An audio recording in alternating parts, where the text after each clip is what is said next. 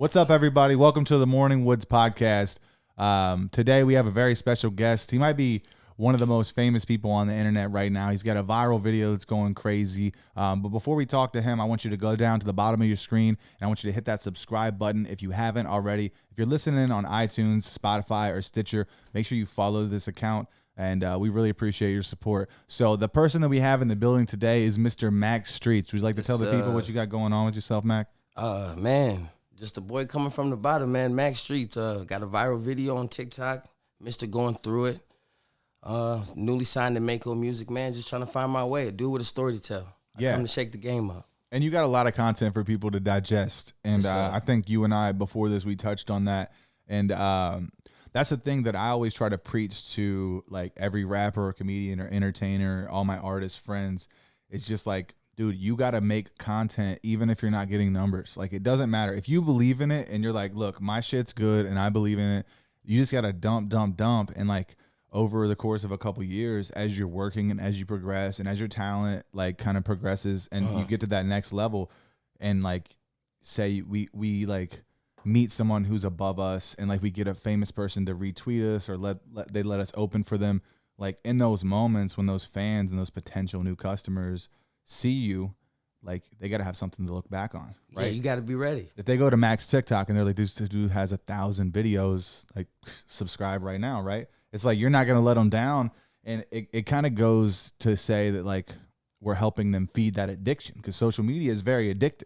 Very. Right? As soon as they get to you, we're a better drug than other people if you have good content. Everybody uses it. You know what I mean? Everybody uses it, and it's a good drug. So it's like, oh man, I like this dude's weed. It's like your strain, your brand. It's like, you know, it's like that's what I'm trying to do with this show. It's like I'm a funny person, but I'm like trying to brand it with this show, right? Like this just represents another piece of content that I can then break down and repurpose and give people smaller ways. The more ports of entry that you have to Mac or to Johnny, it's like the easier fans can kind of like get to know you, go up your ladder and finally find out who you are at the end of the because you know, as a fan, they're always gonna want more. So if you're over here doing it, I could drop an album right now, right? Yeah. And by tomorrow they'll be like, you know, when's the next one coming out? Yeah. So it's keeping up. It's the consumer, but that's how we've done it to ourselves. You know, you got 7 seconds on TikTok to catch somebody's attention for that thumb flicks up.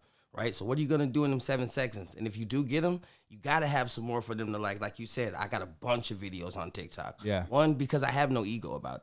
You know what I mean? I'll do it all day if that's what they want to see me, and I like to do it. My music is there. I got enough of it, so I promote it in any way I can. Yeah. But when they do come find me, it's not just one song that they like, or it ain't just that itty bitty clip. There was enough for them to keep them entertained for at least 15 to 20 minutes if I got them at the most. Yeah, that's a good thing, and like it's. If you can get them to keep circling back and be like, oh my God, I want to click their next video. Like YouTube's going to start paying you, right? Spotify's going to start paying you. It's like, hell yeah. We're part of the system. And like, that's okay if you're making good art. Like does it at the end of the day, if you could sleep on what you're doing and you can be like, I'm doing what I love and I'm making good entertainment for people. It's like, who gives a fuck about the haters or any of the shit? It's like the numbers speak for themselves, you know? Facts. And not everything's gonna resonate. We know that Picasso didn't paint a fucking a great painting every single time, right? There's lulls in between, like the pop moments. Always, like you can't hit a home run every single time. Sure, yeah, that's the analogy. That's a great analogy. Yeah, but your consistency can speak for itself. You know what I mean? 100%. And like with me, music became, I wouldn't say easy because I still work at it very hard. But when I'm telling my own story, like you really get to know me in all of this. You know what I mean? From the beginning, from when you hear Going Through It and it does catch your attention, when you go to the next one, it's just more of that story if you related to that first one. Yeah. And that's kind of really what happened with that song. I put it out when I had a lot of things going on. My grandmother had just been murdered. I was divorced. My friends were just very bad people, bro. They were just like, you know, I took a look at my life and what I had going on, and it just wasn't too good. And I'm looking at music, and there was no songs anywhere for somebody like me, for a guy that just wanted to get it together. He had made a bunch of mistakes, but it was now like, you know, the Rocky movie when he gets to running and training, how that songs always came on? Yeah. There was nothing like that in rap for me. When I wanted to go from nothing to something to keep me motivated. Everything was flashy. They already had millions. They were selling this many bricks and yada, yada, yada. I wasn't doing that. I was a man trying to raise his kids, trying to survive through the whole COVID era we had going on, like just like everybody else. Gas prices rising. Life was hard. Yeah. So I got on that beat and I decided to make a song like that just to tell the truth, completely strip the lies away and be who I was. And lo and behold, that was one of the first time I did that. It was a scary thing for me, but it finally worked. I had tried everything like everybody else. Yeah. You know, drill rap, all that kind of shit that they say. I love that, bro. I love being true to yourself as an artist more than anything. And that makes sense to me as an artist and as a fellow entertainer. But I had this conversation with someone recently just to be counterintuitive on this matter. It's like, I feel like,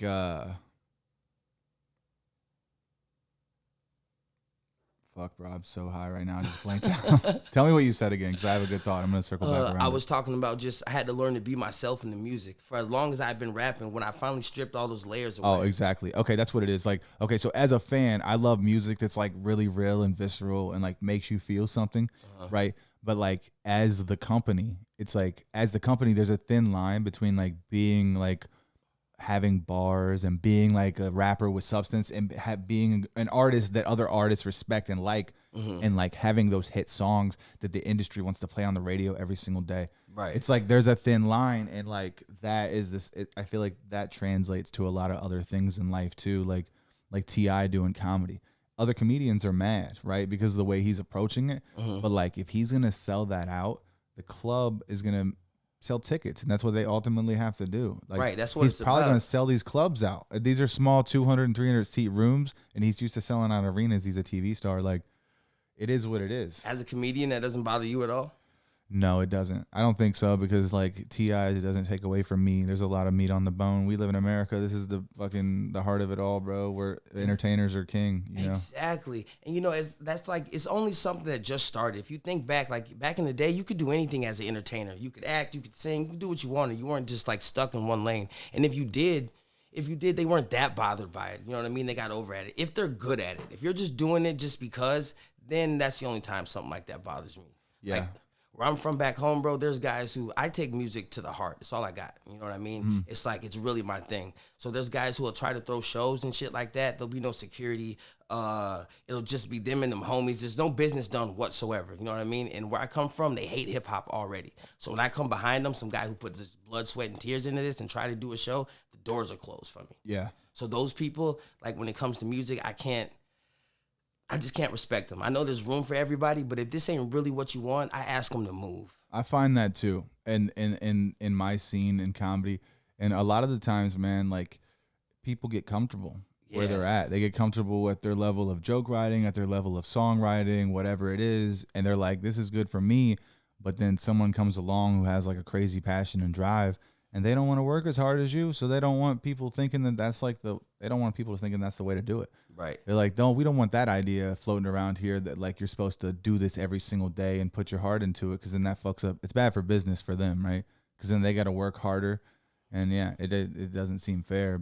And people get to believe in that though. It's been going on for so long that it's almost a standard. It's not okay to like do things like what you got going on right here or the dreams that we're chasing. We're told to just like fall in this line, bro. Yeah. And I can't stand it. It's crazy, bro. Like I'm such a fortunate person, bro, because like the music scene has always been cool in Dayton for like since the beginning, bro. Like this has been the city known for blues and shit like that, and like it's a funky town. So like I'm just blessed to be able to be a part of it, bro. And like I'm just super lucky, man. Not everybody is able to be around creators all the time and like think outside the box and be appreciated for it and try to have that kind of drive and live your dream. There's just not a lot of environments that cater to that in the world in general.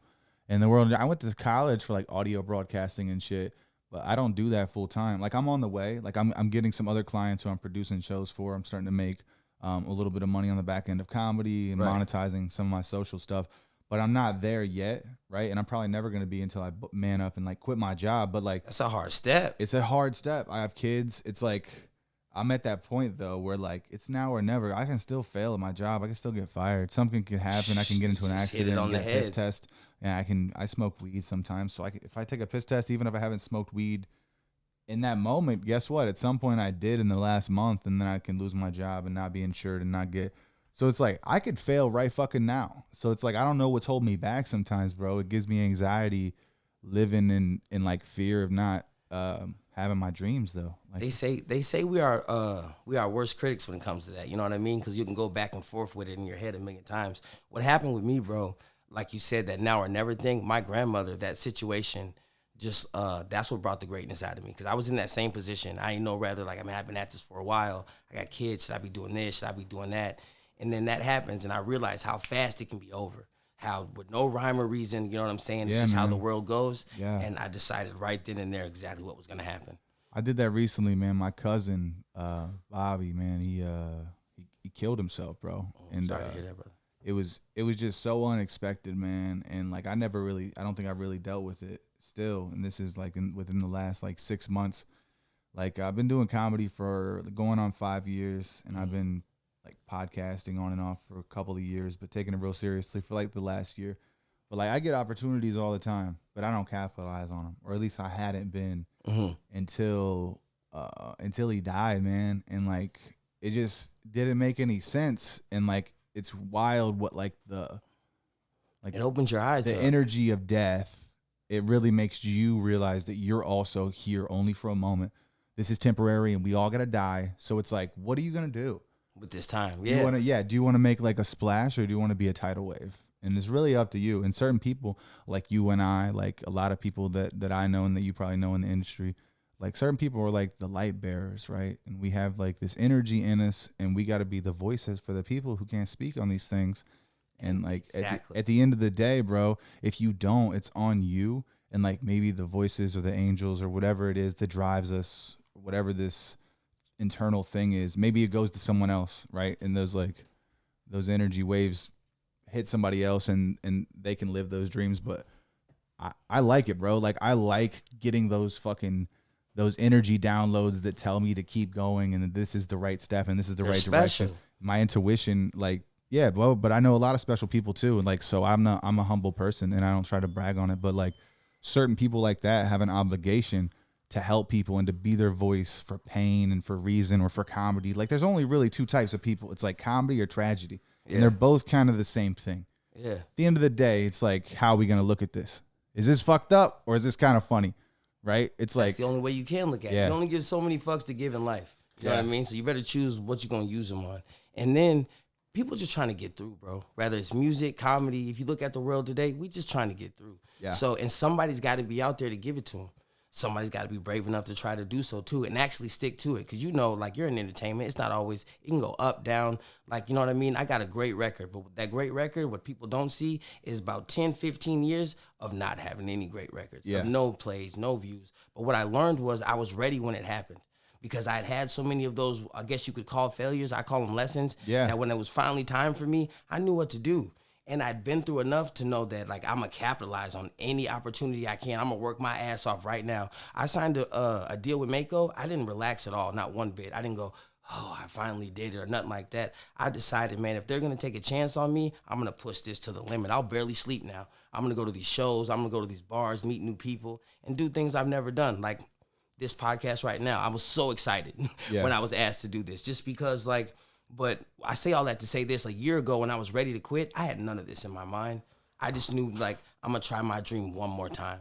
I'm going to try this one more time because it can be taken away so fast. My grandmother was a beautiful person, bro. Had no reason for it to happen to her what she did. It was just dirty, and it did anyway.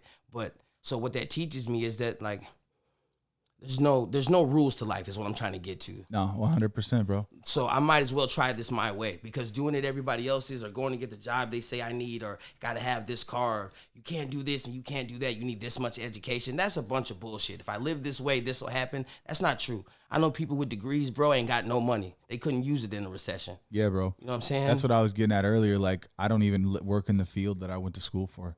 There's no jobs like that around here. There's no environments that are safe spaces for creators. So, like, it's nice that when you find like-minded people, and you can kind of feel it. Yeah. Right? You can kind of feel it. Like, certain people, like, not every entertainer at the show last night, like, I'm going to follow up with them, go check out their shit. It doesn't work like that. You know what I'm saying? It's like certain people, though, it's like you just feel that vibe. So that's cool, man. I appreciate your time, and I appreciate you being here. I know you're in town all the way from Minnesota. Yes, sir. You grew up there in Minnesota? No, I grew up in well, I was there most of my life, Okay. but I'm from Sherman, Texas originally. Okay. So when I was about like South. 5 or 6, we came up to Minnesota and I stayed there. Man, the comedy scene is huge in Texas right now because of Joe Rogan moving down there and everything. Oh In yeah. Austin, I guess it's like it's a big comedy town. But yeah, man, I highly recommend that. Like, since you have this video right now that's going viral, like, dude, get on every radio station, get on every podcast, start reaching out to everybody and build those networks in these different towns when you're going to different places. And like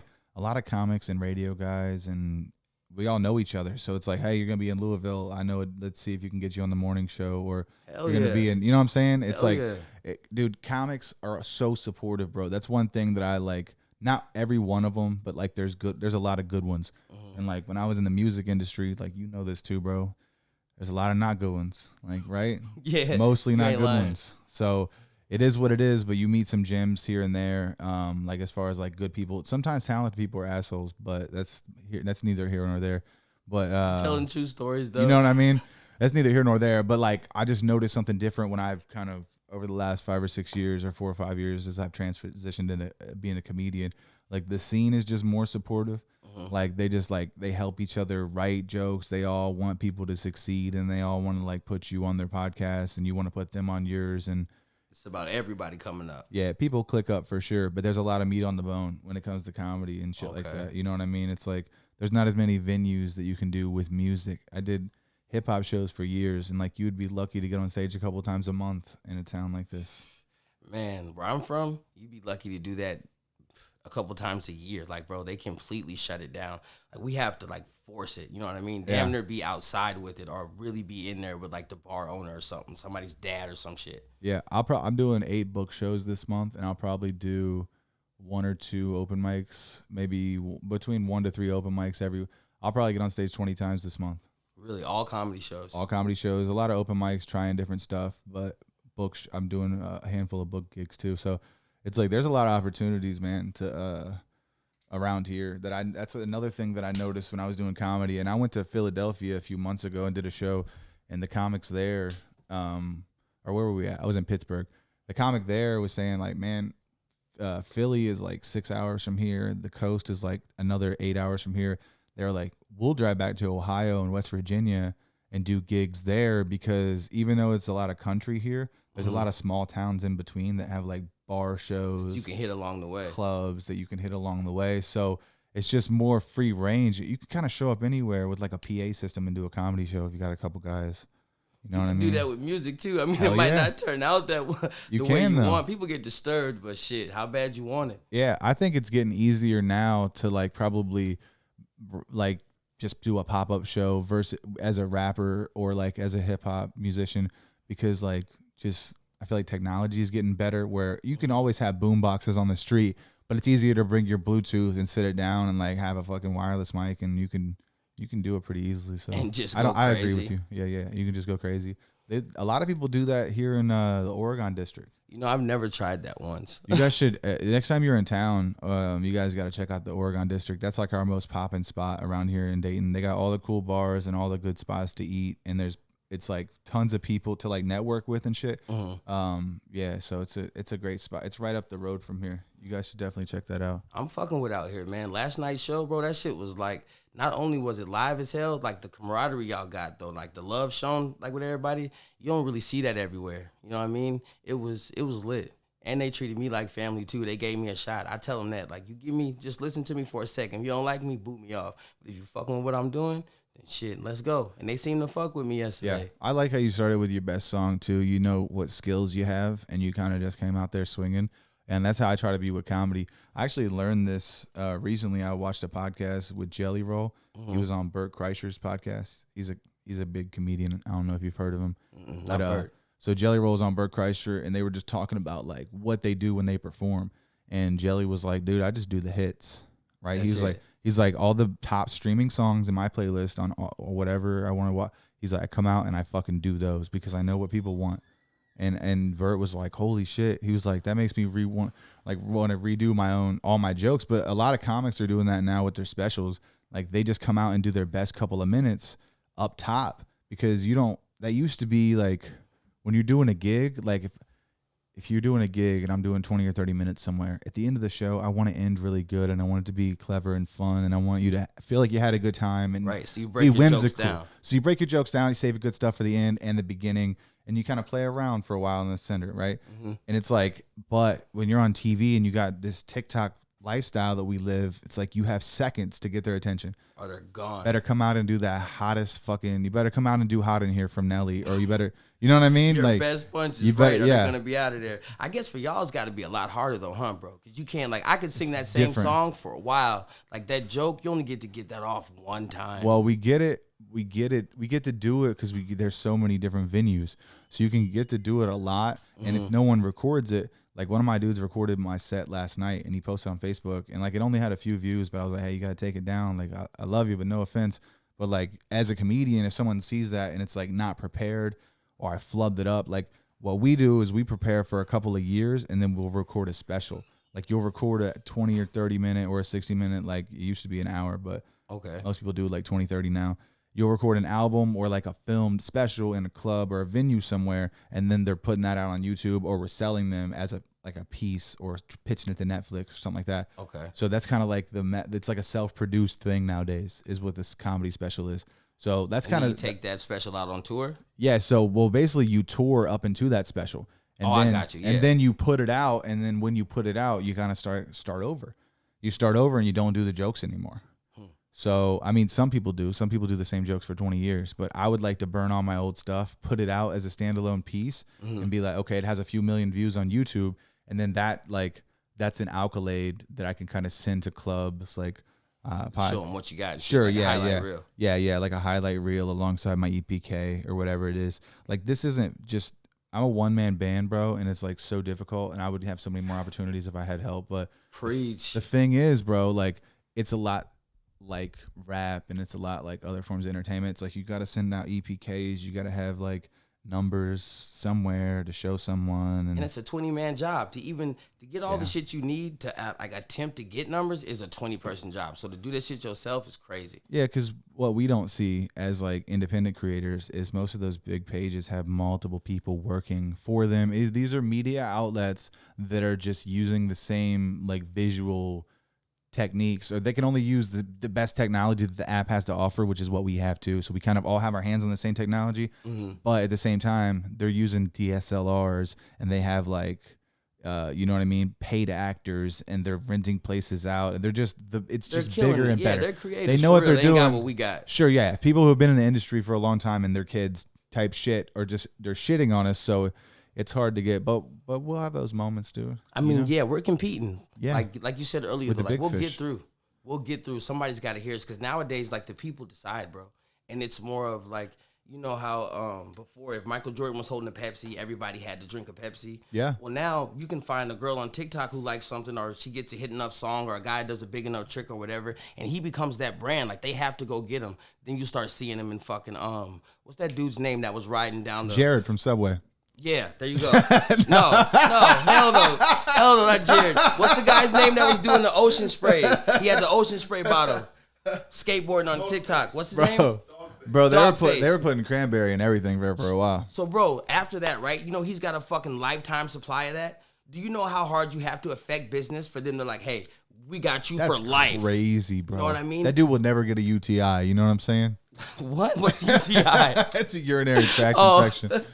Yeah. Yeah, but like it's like that impact for them to come acknowledge you, that didn't used to happen. Yeah. So that's how much we impact the culture as small creators. We get people to stick to it enough or try things like you're doing right now, we can really change the game. We own it. There's no more gatekeepers. That's it all exactly depends on how hard you want to work. That's exactly what I've been telling people, man. Like for the last like 50, 100 years or whatever, since Hollywood kind of was created, you had to go through somebody who knew somebody. Even back in the day, before TV, you had to go to a radio station, to a record label, right? And like, I watched the Temptations movie. I've done my research. Okay, all right. So you know what's going on. Yeah, I said that's my shit. I know about Motown. I love that movie. But yeah, so there was a process. But like you said, now it doesn't matter if you have a blue check next to your name. Like, it's not necessary if you have the content, right? If it's good enough, people will respond. That's what's always been there. And like, the veil has been lifted as far as like who can say what when.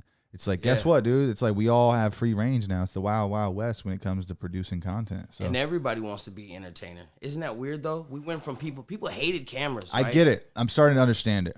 I'm starting to understand. I've been thinking about that same idea for a long time, and I'm starting to understand it. This is what it is. America is becoming Hollywood, okay? Okay. Hollywood used to be Hollywood, right? And now, like, every Ohio has a Hollywood now. It's basically Dayton because of all the entertainers like Chappelle.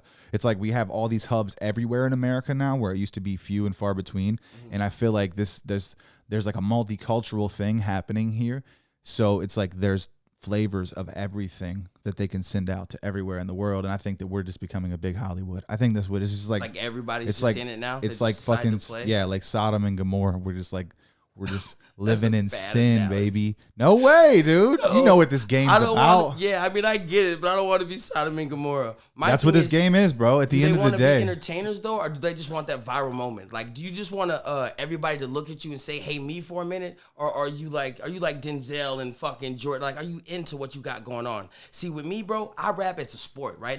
Not competition with anybody, but it's really a passion of mine. I don't do anything else. Yeah, bro, I can't change a tire for you. I can't tell you how to cook a steak the right way, or whatever else. But you put me in front of a microphone, a pen and a pad, and you give me a beat, I will go to work. You give me an Apple computer and tell me to learn how to advertise, I'll figure that out just because it's been told that I couldn't. Yeah. You know what I mean? That I needed $1 million to do this. You want to know a secret? With going through it, as viral as it is, I've never bought one ad ever. You want to know a secret about cooking steak? I didn't know how to. No, I don't. I don't at all because I'm not going to get it right. I've tried these things. I was too small to play sports. Like, I'm the old school, the corny story, bro. Like, I go to sleep thinking about music. I wake up thinking about it. I never thought I could do anything else, so I never did. Yeah. It was a high gamble, but I love music, dude. I'm now that I don't do it like as a professional, as a hobby or anything, I'm such a big fan and I can appreciate it and not like be so competitive. Like kind of like, you know how you hear a hit record and you're like, I need to make something like that, right? You can't enjoy it at all. Yeah, you can't enjoy it when I one fucking bit. So I'm such a big fan of music now more than I ever was back when I was a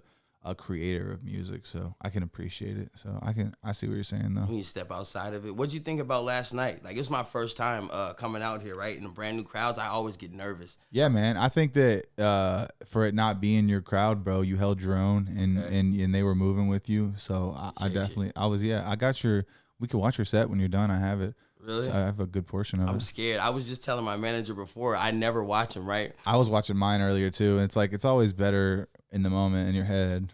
But you think you kill it, and then you look at it, and you're just like, you need to film every one, man. That's another thing that I learned in the comedy scene because those dudes do that. They film every single set and they watch it and see what they can do better. And that's my game tapes. That's a professional. We get a little bit closer. My bad. You're good. I just want people at home because sometimes people only listen. Okay, got you. Because it goes on Spotify too, but yeah, dude, you gotta study your game tape. That's all part of the process. Performing is that's one of my I'll say need to be improved on. Like, that's what I'm working on the most because it was new. Before it was just me telling my story. You know what I mean? Yeah. I spent a lot of time in that. Start doing open mics and just don't announce it on social or nothing. You could just show up, dude. I just show up to so many places and people have no idea what's going on. Like, I'm just out here doing open mics. Well, I mean, or just in your garage or whatever, or find a place where you can actually practice and shit. You know what I'm saying? I do it. Like, I practice for this one. I'm just now starting that, though. You know what I mean? Because it's all brand new for me, bro. Like you said, though, the hip hop shows, it's like you can't do them all the time. So you don't have that luxury. So you got to like find a PA and do it at the house or figure it out. I'll be doing it every single day if I were I got to train with it. We only get one shot. Not to quote Eminem or be corny, but like, we get one shot, one opportunity. You gotta lose yourself in it? Yeah. If you don't lose yourself in the moment. No, that's not cool. You don't know these lyrics. Yeah, man. Yeah, you do. You get one time. Like, people don't give you a second chance, dude. Like, it sounds good, but it's not real. At all. Most of the time, there's so much content, and there's so many other people that are doing cooler shit. Like, if you grab them for a second, you better do something, or you better have a good catalog or something, you know? That's what I had. I had a good catalog. Yeah. That would let me know I wasn't like, it wasn't just going through it that they fuck with. Like, it's still my biggest song, you know what I mean? It's like the biggest one I have, but they also go to like the rest of my music, like Blasphemy and Letter to Heaven, which is going viral as like right now. Yeah. They fuck with them. It's heartfelt in my story, you know what I mean? So they let me know they were just my type of people, I guess you could say. Yeah, it's like what we were talking about earlier, like if one song like is really dope, like a certain percentage of that will like kind of translate over like the different ports of entry. Like as far as like on TikTok, it's like this video is cool, so I'll watch other videos. It's like the same thing goes with the music videos. I think a lot of it's like, oh shit, man, this thing like it's doing numbers. Like this dude's got flow, he's got bars, the video's good. It's like that. Wonder what else he's got. Right. I wonder what else is going on, and then you go down the rabbit hole, man. That's how you get fans. Man, it turned into real ones too. Yeah, real ones too. I love my fan base, bro. I tell them I ain't got no fans. I just got family. Because if you fuck with me, I let them know early. I wasn't always gonna have a hit, but I'll always have a real honest story for you. So when you need me, I'll be there. I appreciate you being here today, dude. Thank you, bro. No, I appreciate you for having me. Like I said, this is my first one. You know what I mean? People, ain't nobody ever asked me to do something like this before, so I was hella excited. I went shopping. I've been geeked all day like a kid on Christmas, nigga. One thing I want to ask you before we close is I probably should have said this for the beginning for sure. I think I was gonna before we had some technical problems, but I don't know if you can even speak on this. So I know you had that song and it has like 950,000 plays on YouTube, but I understand there's a little controversy behind that song as far as like who's monetizing it and who owns it and who doesn't. I don't know if you could talk about that or not, but there's controversy as in like the song itself or the like video? Between like you and the people who potentially own the rights to the song. I mean, are you getting monetized from that video is what I was asking. That video. So I know you said something last night and I might be taking you out of context. Yeah, no. I might be mixing up what you said. Right. Let's keep it 100, man.